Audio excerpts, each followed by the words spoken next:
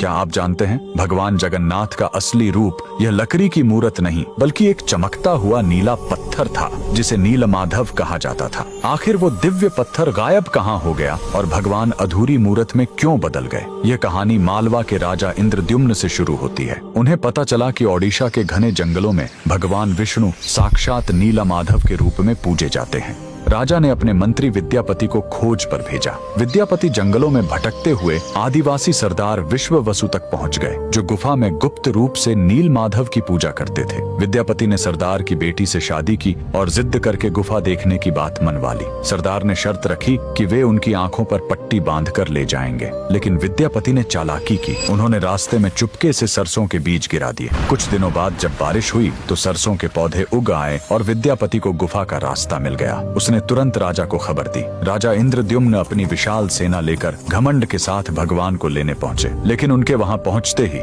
नीलमाधव की मूर्ति हमेशा के लिए गायब हो गई। भगवान अपने भक्त विश्ववसु के साथ हुए धोखे और राजा के घमंड से नाराज थे। राजा ने रोकर माफी मांगी और अन्न जल त्याग दिया। तब आकाशवाणी हुई, मैं अब उस पत्थर के रूप में नहीं मिलूंगा, अब मैं समुद्र तट पर एक लकड़ी के लट्ठे के रूप में आऊंगा। कुछ समय बाद पुरी के समुद्र तट पर एक विशाल अद्भुत लकड़ी का लट्ठा तैरता हुआ आया। राजा समझ गए कि यही भगवान का नया रूप है। उन्होंने तुरंत आदेश दिया कि इस पवित्र लकड़ी से भगवान की मूर्ति बनाई जाए, लेकिन समस्या यह हुई कि वह कोई साधारण लकड़ी नहीं थी। जैसे ही राज्य के बड़े बड़े कारीगर उस पर छेनी हथौड़ा चलाते, उनके औजार ही टूटकर बिखर जाते। उस दिव्य लकड़ी पर खरोंच तक नहीं आ रही थी। तब स्वयं भगवान विश्वकर्मा एक बूढ़े शिल्पकार के रूप में आए। उन्होंने कहा, मैं इससे मूर्ति बनाऊंगा, लेकिन मेरी एक शर्त है, 21 दिनों तक कमरा बंद रहेगा। अगर बीच में दरवाजा खुला तो मैं काम छोड़कर चला जाऊंगा। राजा मान गए। 15 दिनों तक अंदर से छेनी चलने की आवाज आती रही,